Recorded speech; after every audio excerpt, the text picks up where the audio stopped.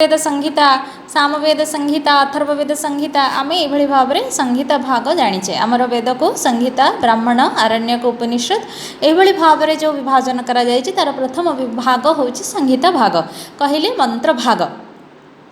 शुद्ध मंत्र भाग को आम संहिता बोली कहती किंतु आम ये देखा संहिता क्या कहती डेफिनेशन प्रथम आम सामान्य रूप से सीना कहले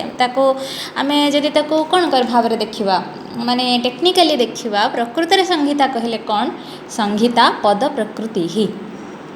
मन संहिता टेक्स्ट अच्छी तुम मान पाखे पीडीएफ अच्छी ना नहीं रे पिला माने द्वितीय पटल पीडीएफ अच्छी कि नहीं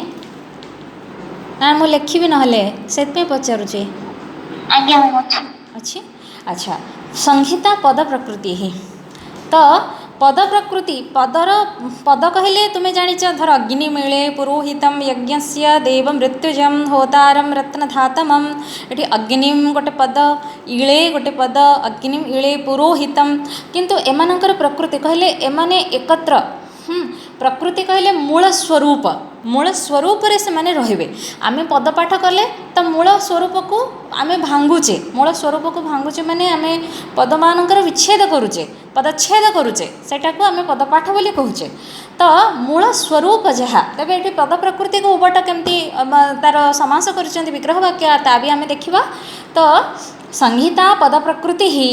इति एतत् अधिकृतं वेदितव्यम् आशीमापटलात् माने एटा गोटे एटा हूँ अधिकार यहाँ हूँ प्रथम सूत्र ये प्रथम सूत्र अधिकार ये पटलर अंतिम भाग पर्यंत अच्छी हाँ कहीं ये संपूर्ण पटल को आम संहिता पटल बोली कहीचे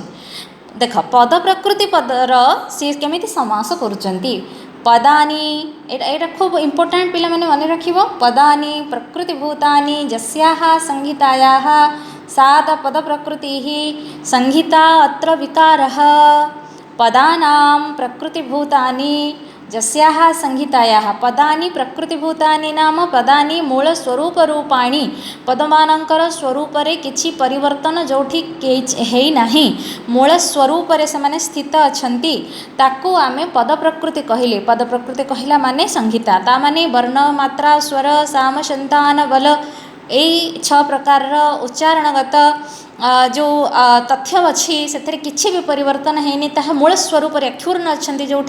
साकू आम संहिता बोली कहले बुझीला मते कह व्याकरण रे संहिता शब्दर अर्थ कौन व्याकरण रे संहितार डेफिनेशन कौन परः सन्निकर्षः संहिता परेण सह सन्निकर्षः परसन्निकर्षः परः परपरः सन्निकर्षः माने पूर्ववर्णस्य परवर्णेन सह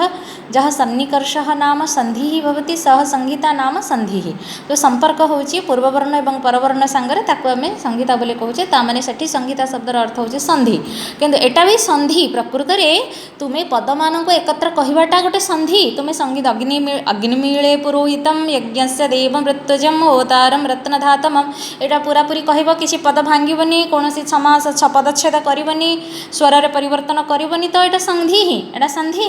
है ताको किंतु पारिभाषिक शब्द रे आमर प्रातिसाक्षर भाषा रे कहा जाउची पद प्रकृति ही संहिता तथा ही सत्वणत्वादयोः विकाराः संहिताया एव भवन्ति है जो अणत्व विकार अणत्व विधि सत्व विधि जोटा को तुम्हें आम लौकिक संस्कृति रे कही थांती से सबूर विकाराः माने स्वर परिवर्तन है कि दंत्य स्वर मूर्धन्य स होची न रण होची जहाँ जमती हवा कथा है कि ता सहित किंतु तुम्हें जो पदच्छेद कर पिला ताहा परिवर्तन हो है पदच्छेद करके पदपाठ कर परिवर्तित हो तो प्रकृतिभूतत्वात् पदानां सिद्धत्वं एमाने प्रकृतिभूत मूल स्वरूप जो माने से मानक आम संहिता बोली कहले है प्रथम सूत्र ताहले द्वितीय पटलर प्रथम सूत्र पद प्रकृति ही संहिता पदानि प्रकृतिभूतानि जस्याः संहितायाः सा पदानि जस्याः संहितायाः सा पद प्रकृति ही स्त्रीलिंग है प्रकृति शब्द स्त्रीलिंग संहिता शब्द भी स्त्रीलिंग तेणु पद प्रकृति ही संहिता एटा कौ समास हम पदानि प्रकृतिभूतानि जस्याः संहितायाः सा पद प्रकृति ही कौ समास एटा शोभनम बहुब्रीहि समास शोभनम शोभनम बहुब्रीहि संहिता ए समास। अच्छा देख आपरे आमर संहिता संहिता माने जो कहला पद प्रकृति ही संहिता। तो एठी केमिति होछि आमर सिलेबस रे सूत्र नंबर 1 ता निश्चित भाव में अच्छी। तापरे आमर कौ सूत्रटा अच्छी 1 नंबर सूत्र रही संहिताया स्वरूपम दुईटा भी अच्छी संहितार स्वरूप को आम देखा। तो संहिता स्वरूपम द्वितीय सूत्र भी आमर अच्छी पाठ्यक्रम रे पदांतात पदादिभिः संदधत्त इति यत् सा कालाव्यवायेन। संहितार स्वरूप कौन संहितायाः पदानि प्रकृतिभूतानि इत्युक्तं। संहितार पदगुड़िक प्रकृतिभूत माने मूल स्वरूप अक्षुर्ण एक कथा कहगला न तो संहितायाः स्वरूपं प्रतिपादितं किंतु संहितार स्वरूप से कहुनि संहितार संज्ञा कहगला किंतु संहितार स्वरूप से कहुनि आह पदांतात पदादिभिः यत् संदधत् इति एकीकुर्वन् इति। पदांतात पदर अंत तापरे पदादिभिः यत् ता परवर्ती पदर आदि सहित आदि को जोठी संधारण करुछि जोठी मिसी जाउछि बा संधि रूप रे रहुछि ताकू ही आमे संहिता बोली कहवा हैला। तो एटा प्रकारांतर संधि मु तुमको प्रथम से ही कहले एकीकुर्वन् इति ग्रंथम अनुसरति सा संहिता इति उच्यते हैला। कालाव्यवायेन कालर अव्यवहित काल व्यवधान रहिब नै। तो तू पदांतानां पदादिभिः कालक्रमानुपादानां परिपाद्य सा च द्विविधा संहिता। संहिता मध्य दुई प्रकार आर्षी संहिता एवं क्रम संहिता च। आर्षी संहिता माने ऋषि माने जो संहिता को साक्षात कहिचंते ता आर्षी संहिता। आम माने जो मंत्र पाठ करूचे पिला माने ता होचे आर्षी संहिता। आर्षी ऋषि संबंधी हैला आर्षी संहिता स्त्रीलिंग हेथोर आर्षी बोली कहगला। आउ तार उदाहरण दउछन आर्षी संहिता अयम देवाय जन्मने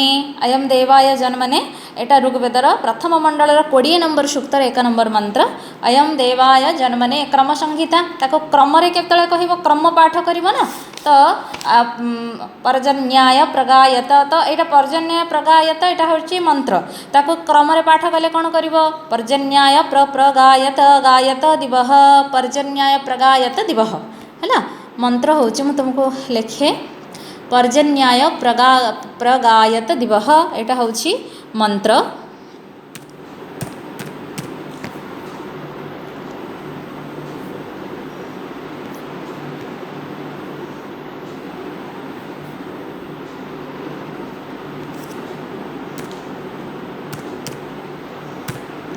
पर्जन्याय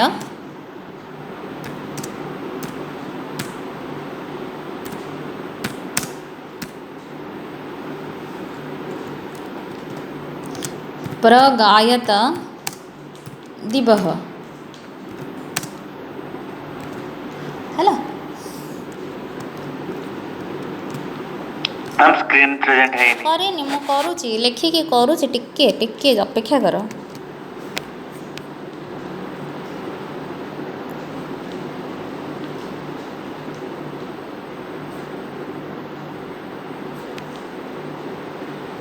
स्क्रीन प्रेजेंट करुचे तार सेटिंग बदलैबा को पड़े नहले से हुए नहीं। हाँ एबे देखागला पर्जन्याय प्रगायत दिवह देखागला रे। अरे देखा जाउची ना आगे मैम ठीक है एको तुम्हें पदच्छेद कल पदच्छेद करिके कह कौन हम कह पर्जन्याय प्रगायत दिवह छाड़ी छाड़ी कह पर्जन्याय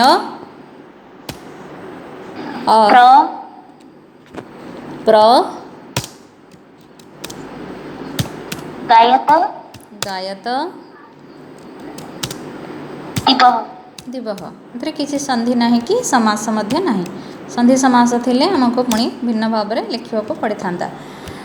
आपको क्रम पाठ कल क्रम पाठ मत तुमको कही 1 2 2 3 3 4 ये भाया हम क्रम पाठ कल आपको कर किए जड़े कर क्रम पाठ पर्जन्य प्रगायत गायत दिवः ହେଲା ଯେଉଁଠି ସରିବ ତୁମର ଧର ଗୋଟେ ପାଦ ସରିଛି ତ ଦିବହ ଇତି ଦିବହ ହେଲା ତ ଏଇ ପ୍ରକାର ବି କହିବାକୁ ପଡ଼ିବ ହେଲେ ସେ ପାଦଟା ସେଇଠି ସରିଛି ବୋଲି ବୁଝାପଡ଼େ ତ ତା ମାନେ ତୁମର ଯଦି ସଂହିତା କେତେ ପ୍ରକାର ତୁମକୁ ପ୍ରଶ୍ନ ପଡ଼େ ପରୀକ୍ଷାରେ ସଂହିତା କତିବିଧା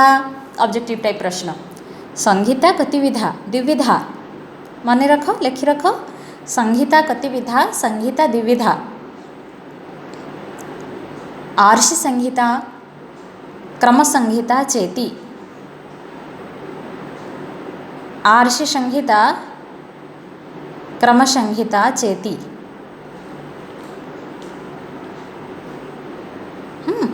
आर्षि संहिता एवं क्रम संहिता भेदरे एटा दुई प्रकार बोली आमे जानिले अच्छा तो से कहते संहिता संज्ञाया प्रयोजनम आम कौन पर संहितार डेफिनेशन कहीं पढ़िले कौन दरकार ना ऋते न च द्वैपद संहिता स्वरौ है तो ये कथा को से कहते जे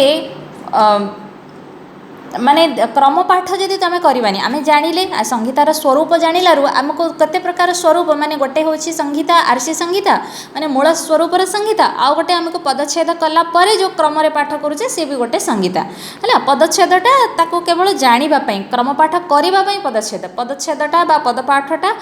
निश्चित भाव में प्रकृति पाठ तुम्हें जानी रखा दरकार आमर प्रकृति पाठ तीन प्रकार तुमको कहीं पचारे परीक्षा जो पद प्रकृति पदानी प्रकृति भूतानी तेणु पद प्रकृति केते प्रकार तो प्रकृति पाठ होचे पिले तीन प्रकार आ विकृति पाठ केते प्रकार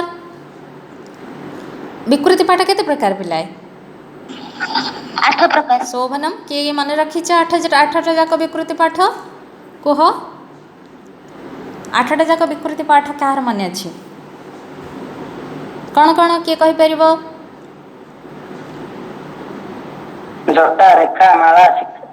जटा माला शिखा रेखा शिखा रेखा शिखा रेखा ठीक अच्छी तापरे ध्वज तापरे दंड तापरे रथ तापरे घन है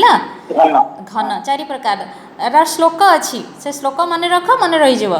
जटामाला शिखारेखा ध्वजो दंडो रथो घन अष्ट विकृतय प्रोक्ता क्रमपूर्वा महर्षि है 8टा विकृति पाठ किंतु प्रकृति पाठ होची संहिता पाठ पदपाठ एवं क्रम पाठ आको आम प्रकृति पाठ कहले कारण मूल स्वरूप जहाँ को ताहा रही किंतु विकृति पाठ रे आम स्वरूप बदलाउचे कौन केमिति बदलाउचे आरोह अवरोह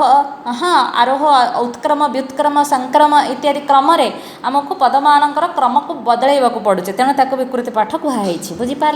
जो पदमानंकर क्रम प्रकृति रे क्रम ठीक रोचे माने तुम्हें गोटे 1 2 कहले 1 टा 2 हो जाउनी कि 2 टा 3 हो जाउनी कि 1 2 2 टा 2 हे कि अछि किंतु आगो को जो आसीबो जटामाला शिखारेखा ध्वज दंड रथ घन से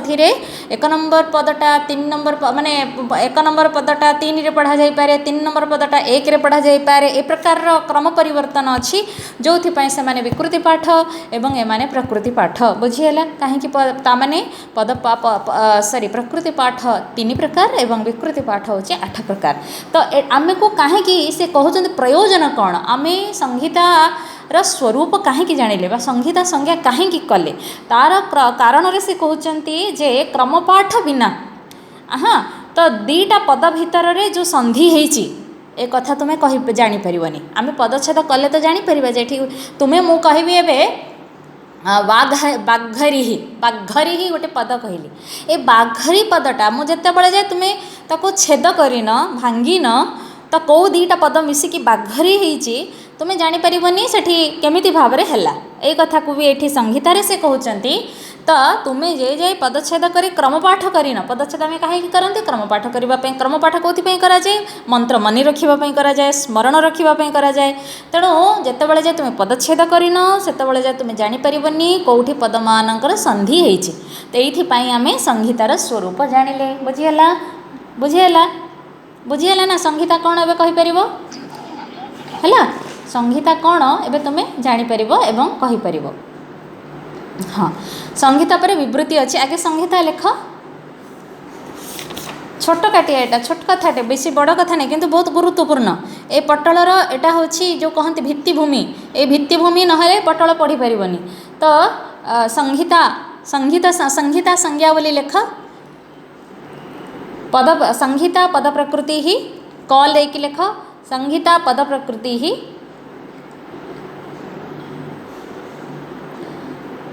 इदम एकम अधिकार सूत्रम इदम एकम अधिकार सूत्रम द्वितीय पटलस्य अंतं यावत् द्वितीय पटलस्य अंतं यावत् अस्य सूत्रस्य अधिकारः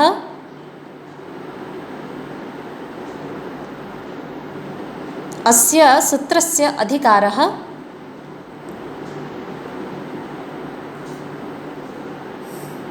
पदानि प्रकृतिभूतानि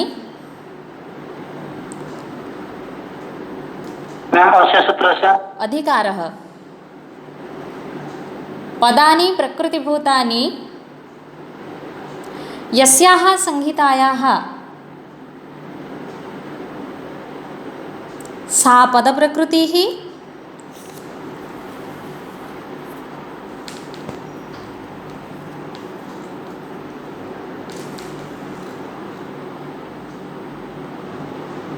पदानां सम्मेलनेन सन्धिबलेन वा पदानां सम्मेलनेन सन्धिबलेन वा संहितायाः निर्मितिः भवति संहितायाः पदानां सन्धिबलेन सम्मेलनेन वा पदानां सम्मेलनेन सन्धिबलेन वा संहितायाः निर्मितिः भवति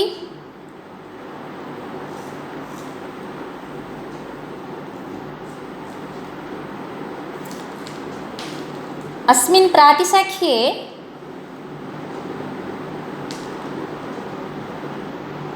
तेषां नियमानां विधानं भवति तेषां नियमानां विधानं भवति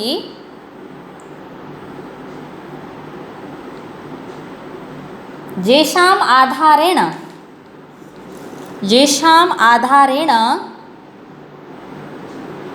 संहिता निष्पत्तिः भवति येषाम् आधारेण संहिता निष्पत्तिः भवति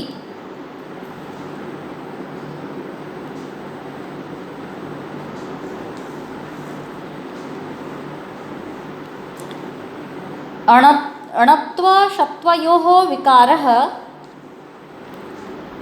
अणत्वशत्व गोटे शब्द अणत्वशत्वयोः विकारः संहितायाम् एव भवति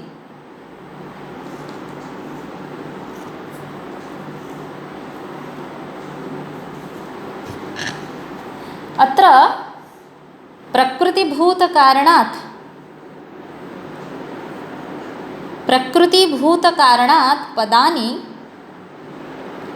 पदानि सिद्धरूपाणि तथा संहिता साध्यरूपा च भवति संहिता साध्यरूपा च भवति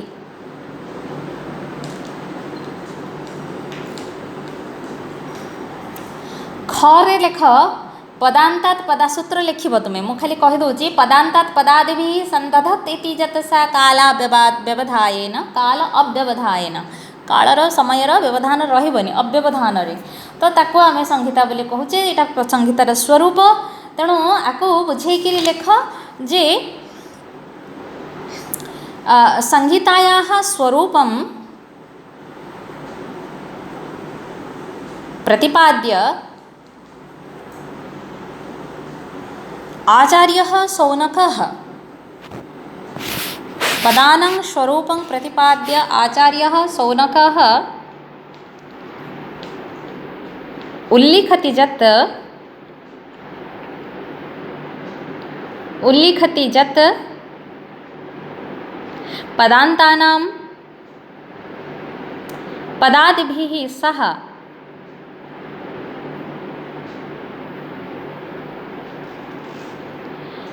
या मेलयति ग्रन्थयति वा या मेलयति ग्रन्थयति वा सा संहिता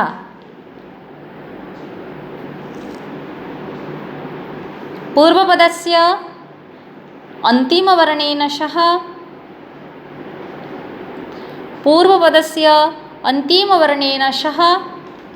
परपदस्य आदिवर्णः मिलित्वा संहितास्वरूपं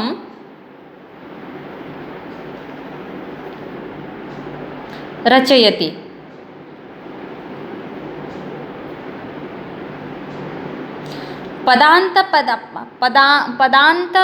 पदाद्योः एकठी पदान्तपदाद्योः मध्ये यद्यपि कालव्यवधानः तिष्ठति तथापि पदान्तपदाद्योः मध्ये यद्यपि कालव्यवधानः तिष्ठति तथापि तत्कालव्यवधानम्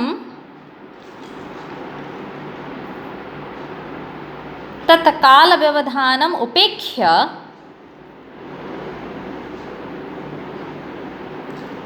संहितासिद्धिर्भवति।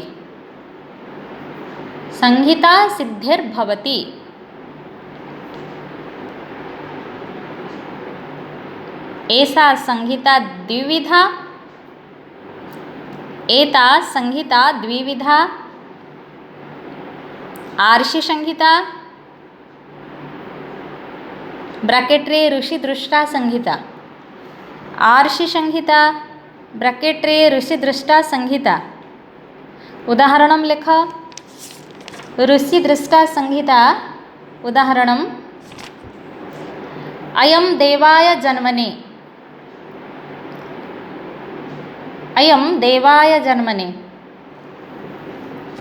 किछि कोठी रहिबनी तार ब्रैकेट रे मंत्र नंबर होछि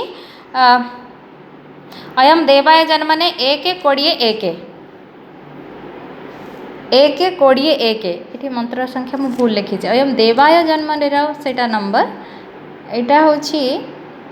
पर्जन्याय प्रगायत दिवह होछि 7-102-1।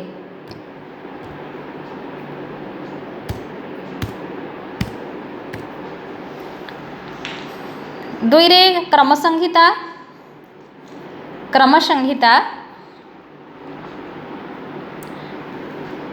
पदपाठात् अनन्तरं हाइपेन देकी पदपाठात् अनन्तरं मंत्रस्मरणार्थं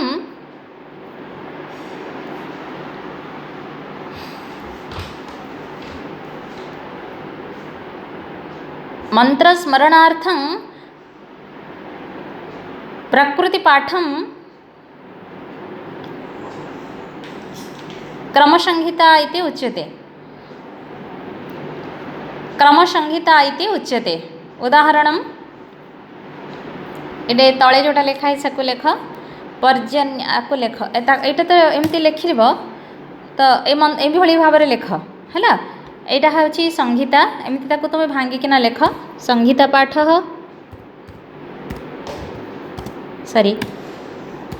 संहिता पाठ पदपाठ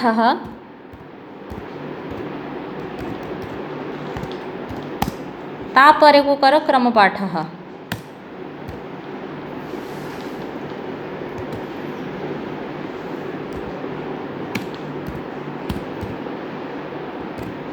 क्रमपाठ तो लिखिब पर्जन्याय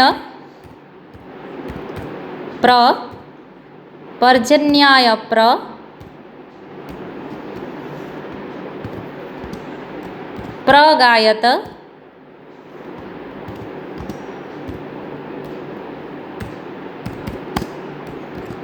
गायत दिवः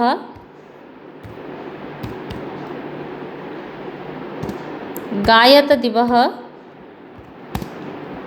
है एतिकी कारण मंत्र आग को अच्छे पद सरी ना तेणु आग को अच्छे बोली एमती चिन्ह दे दियो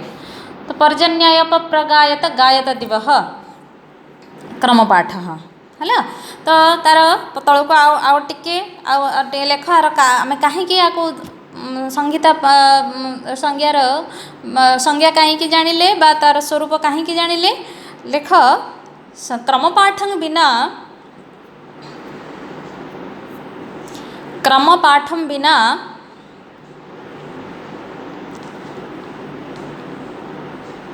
संहिता स्वरूपं विना बा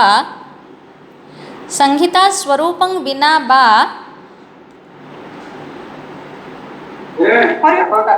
बिना बा पदद्वयस्य संहितारूपं पदद्वयस्य संहितारूपं स्वरं च वयं ज्ञातुं न शक्नुमः वयं ज्ञातुं न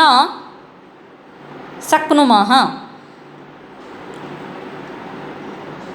आ पर को देख तापर सूत्र देख 3 नंबर सूत्र आमर अच्छी विवृत्ति संज्ञा हाँ 3 नंबर सूत्र हूँ विवृत्ति विवृत्ति क्या कहवा यहाँ सहज आ देख सरीज यहाँ स्वरांतरं तो विवृत्ति ही दीटा स्वरवर्ण भितर उच्चारण कला बेले जो व्यवधान हुए ताको विवृत्ति बोली कहती है स्वरांतरं तो विवृत्ति ही है स्वरांतरं स्वर दीटा स्वर भितर अंतर कहले मझिरे जो व्यवधान उच्चारणगत व्यवधान हुए ताको आम विवृत्ति बोली कहती ताको उबट भाष्य कौन कहले देख अस्यामेव संहितायाम ए घटना कौटी घटुची संहितारे घटुची कारण तुम्हें आरंभ सूत्र प्रथम सूत्र कहले जे एई पटलर अंत पर्यंत संहिता पद प्रकृति ही ये सूत्रर अधिकार अच्छी बोली तेणु एवं जहाँ भी आम पढ़ा से सब संहितार ही होची एक कथा आम जानिबा तो स्वरांतरम विवृत्ति संज्ञा ताहले कौटी हुए विवृत्ति ही कुत्र प्राप्यते यदि पचरा जाए प्रश्न उत्तर कौन हम विवृत्ति ही कुत्र प्राप्यते संहिता पाठे पदपाठे क्रमपाठे हाँ विवृत्ति ही कुत्र प्राप्यते यदि पचरा जाए प्रश्न उत्तर कौन हम संहितायां बस संहितायां प्राप्यते तेणु अस्यामेव संहितायां जत स्वरांतरं लेखि रखत को जत स्वरांतरं स्वरयोः अंतरं वक्ष्यति दीटा स्वर भितर थिबा अंतर माने तांका भितर जो व्यवधान को जे कहूची तो विवृत्ति संज्ञम स्यात् ताकू ही आम विवृत्ति संज्ञा बोली कहवा किसी कष्ट ना तुम ये निजे लिख नु इत्था ते पूर्वथा च यहाँ हूँ तुम उदाहरण नु इत्था नरे दीर्घकार तापर इ अच्छी स्वर बहुत गुरुत्वपूर्ण कथा एया जे दीटा स्वरवर्ण भितर भेद व्यंजन भितर भेद नुहे है एक कथा से ये कहते नु इत्था मत तुम्हें मु लिखुची तुम्हें मत कह ये कौटी विवृत्ति अच्छी मु तुमको बुझे सारे नु इत्था दीटा स्वरवर्ण भितर व्यवधान को आम विवृत्ति बोली कहवा नु इत्था ते पूर्वथा च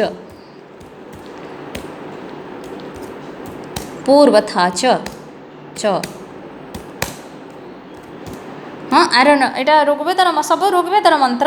हाँ कारण आम ऋग प्रतिसाक्ष्य पढ़ु 1:132 ऋग प्रतिसाक्ष्य तेणु सब उदाहरण ऋग्वेदर ही हम 1:132 1 नंबर प्रथम मंडल 132तम सूत्र 4 नंबर मंत्र एवं मत कह ये कौटी कौ जगार विवृत्ति अच्छी कह दीटा स्वर शोभनम शोभनम वेरी गुड तो ये दीर्घ नूर यू एवं इत्थार इ नु इत्था तुम उच्चारण कला बेले तुमको लगुनि से रहीगला भाया लगुनि नुटा दीर्घ अच्छी तापरटा ह्रस्व अच्छी उच्चारण कल नु इत्था तो तुम्हें एकाठी कही दौच कि कहून ना लोकरे व्यवहार होता ये कौन होता लौकिक संस्कृत जदि यहाँ होता नु इथा ए प्रकार कहला बेले ये कौन कौन होता ये मत कह हाँ